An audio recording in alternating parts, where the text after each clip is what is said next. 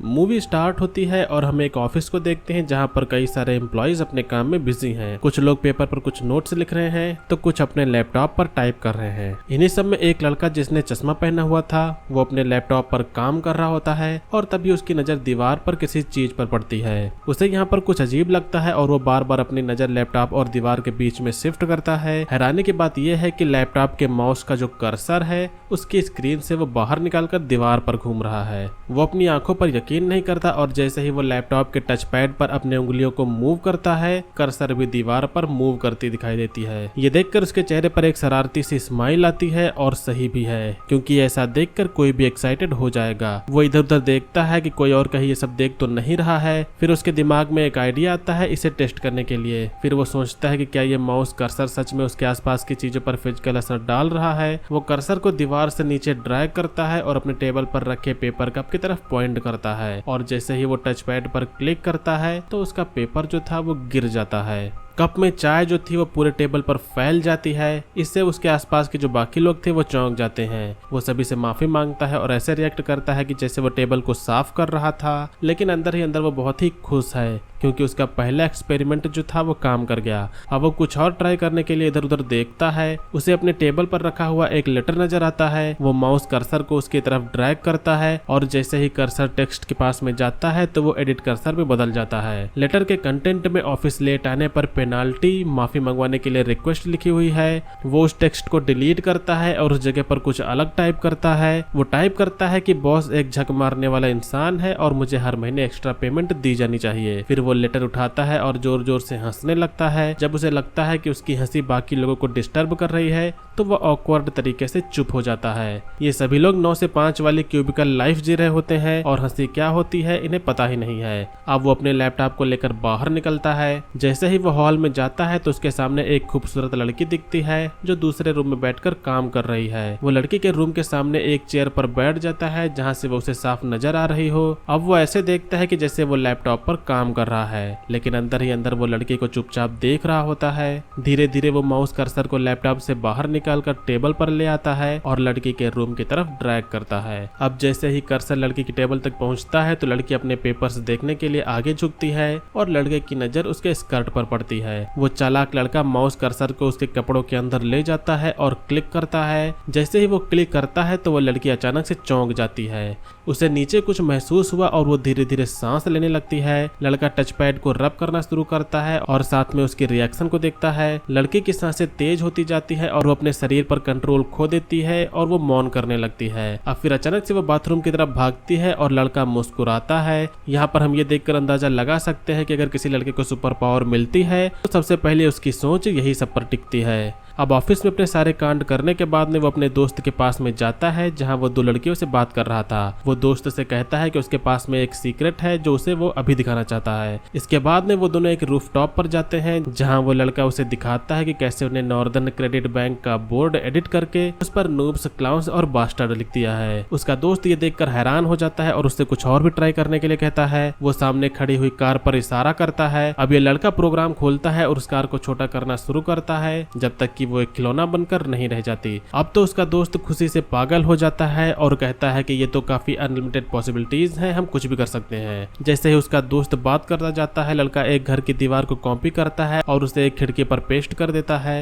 ये देखकर उसका दोस्त एक्साइटमेंट से बोलता है अगर हम कोई प्रोग्राम ओपन करके उसे रियल वर्ल्ड में काम करा सकते हैं तो हम सब कुछ कर सकते हैं। वो इसे एक टेलीपोर्टेशन डिवाइस तक कह देता है। अब लड़का अपने दोस्त को अजीब नजरों से देखने लगता है। उसका दोस्त कहता है कि हम किसी बैंक में भी जा सकते हैं जहां मैनेजर को ब्लैकमेल करके पैसे निकलवा सकते हैं और फिर बिल्डिंग को ही उड़ा देंगे ताकि कोई सबूत ना रह सके। इतना सुनकर लड़के के चेहरे पर अजीब सी झलक होती है। ये साफ है कि उसे ये बात पसंद नहीं आई। नीचे कार का असली मालिक लौटता है और अपनी कार को यहाँ पर वो गायब पाता है। उसे फिर नीचे एक टॉय कार मिलती है जो हूबहू उसी की कार जैसी लग रही थी और वो काफी अब शौक रह जाता है। इसी बीच में उसका दोस्त और भी लालची हो जाता है और वो कहता है कि अब हम दुनिया को चला सकते हैं। पॉलिटिशियन, पुलिस, क्रिमिनल सब हमारी बात को मान मानेंगे। अब लड़का इस बात को सुनकर और भी डरने लगता है और अपने लैपटॉप को वो खोलता है। वो सेलेक्ट टूल पर क्लिक करता है और माउस कर्सर से अपने दोस्त को फ्रेम में लेकर आता है। दोस्त अभी बोलता जा रहा था कि अगर कोई हम पर अटैक करेगा तो हम उसे डिलीट कर देंगे। वो तो आर्मी को भी डिलीट करने तक की बात करने लगता है। ये सुनकर लड़का काफी ज्यादा सहम जाता है और तभी दोस्त मस्ती में बम गिराने जैसी आवाजें निकालता है। अब जैसे ही दोस्त अपना हाथ उठाता है तो ये लड़का कंट्रोल एक्स प्रेस कर देता है। अब जैसे ही वो ये करता है तो उसके दोस्त का हाथ कर्सर से बाहर चला जाता है और उसका जो बाकी शरीर था वो गायब हो जाता है। लड़का डर के मारे हिल भी नहीं पाता और उसकी आंखें खुली हैं और हाथ हवा में रुके हुए हैं। इसके बाद में अब नीचे उसके दोस्त का कटा हुआ हाथ एक कार के ऊपर गिरता है और खून बहने लगता है। कार का अलार्म बजने लगता है और काफी ज्यादा भीड़ यहाँ पर इकट्ठा हो जाती है। लोग पुलिस और एम्बुलेंस बुलाने की बात करने लगते हैं और लड़का ऊपर से सब देख रहा है। अचानक से भीड़ उसकी तरफ देखती है और चिल्लाती है कि ये सब तुमने ही किया है। वो लोग उसे पागल कहते हैं और पुलिस को बुलाने की धमकी देते हैं। अभी लड़का काफी घबरा जाता है और वो लैपटॉप को जल्दी से खोलता है और एक प्रोग्राम ओपन करता है। वो अब नीचे का पूरा एरिया सेलेक्ट करता है जहाँ पर भीड़, कार और हाथ सब कुछ सेलेक्ट हो रहे थे। और जैसे ही भीड़ अब चिल्लाने लगती है तो वो कट कमांड प्रेस करता है और सारी की सारी भीड़ यहाँ पर गायब हो जाती है। साथ में यहाँ पर कार और खून का हाथ भी गायब हो जाते हैं। अब तो खुद लड़का भी हैरान है और चारों ओर देखता है कि यहाँ पर कुछ भी नहीं बचा।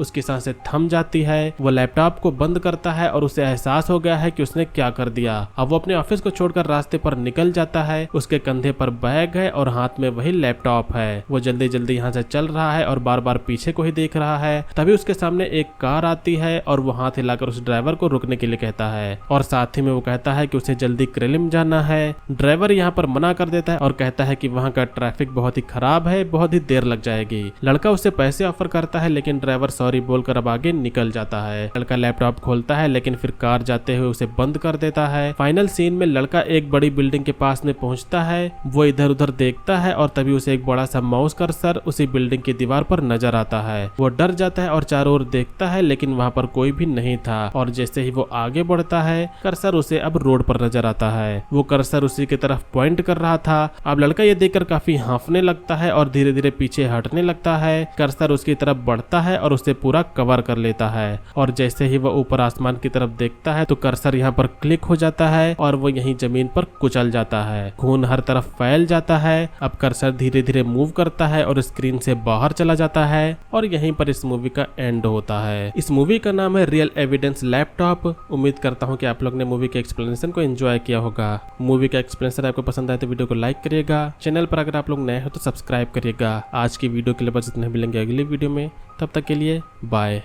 मूवी के स्टार्टिंग में थॉमस नाम का एक लड़का अपने टूट रहे दांत को जबरदस्ती धागे के जरिए तोड़ने की कोशिश कर रहा होता है और तभी उसका दांत टूटकर सिंक में चला जाता है।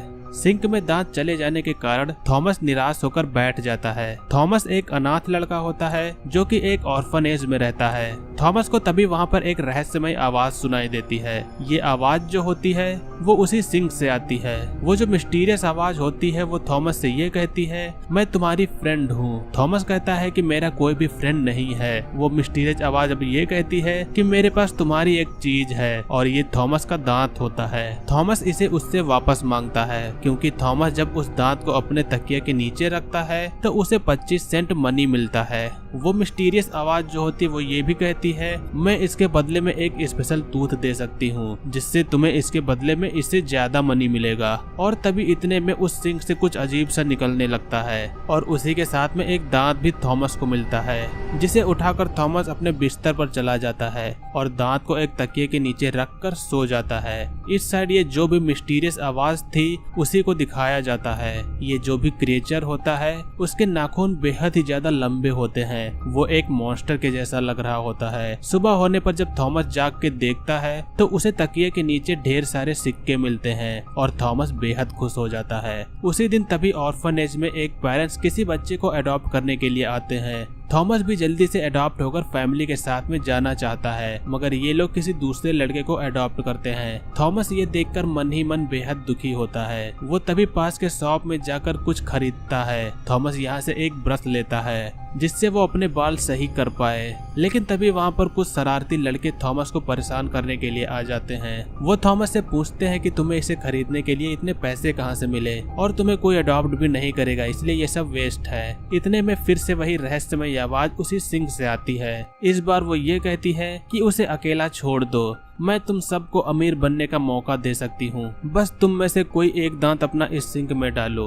उन सारे बच्चों में एक लोग अब अपना दांत उस सिंक में अंदर डालता है और ये दांत फिर से उसी मॉन्स्टर जैसे दिखने वाले क्रीचर के पास में पहुंच जाता है और वो इस दांत को अपने मुंह में लगा लेता है। दूसरी तरफ उस लड़के को इसके बदले में दूसरा दांत मिलता है। सुबह हो जाने पर उसे भी कई सारे सिक्के मिलते हैं। अब सभी लोग अपने दांत को तोड़ तोड़ कर अपने मुताबिक अपने पसंद की चीजें खरीदने लगते हैं, मगर थॉमस को या फिर उसके साथ वाले को कोई भी अडॉप्ट नहीं करता है। वो सभी लोग जानबूझकर अपने मुंह पर हथौड़ा मार के अपने दांत तोड़ने लगते हैं। थॉमस भी सिक्कों के लालच में अपने कई सारे दांतों को तोड़ देता है और उसके बदले में अच्छे कपड़े पहनकर अडॉप्ट करने वालों के सामने जाता है। इस बार जब अडॉप्शन के लिए लोग आते हैं तो वो थॉमस को इस बार पसंद कर लेते हैं। वो थॉमस से बात करते हैं और कहते हैं कि हमें तुम्हारा पेरेंट्स बनने पर गर्व होगा। वो उससे कुछ बोलने के लिए कहते हैं, मगर थॉमस जानबूझकर अपना मुंह बंद रखता है। लेकिन जब वो दोबारा उसे बोलने के लिए कहती है तो ये दिखता है कि थॉमस के मुंह में एक भी दांत नहीं बचा हुआ है। ये देखकर वो पेरेंट्स बेहद डर जाते हैं और उसे यहीं छोड़कर वो लोग निकल जाते हैं। अब वो जो सिंक के अंदर वाला क्रिएचर मॉन्स्टर होता है, उसके मुंह में जो वो बच्चों के दांत होते हैं वो अब पूरे हो गए होते हैं, जिसके बाद में अब वो उसी सिंक से बाहर निकल कर आता है।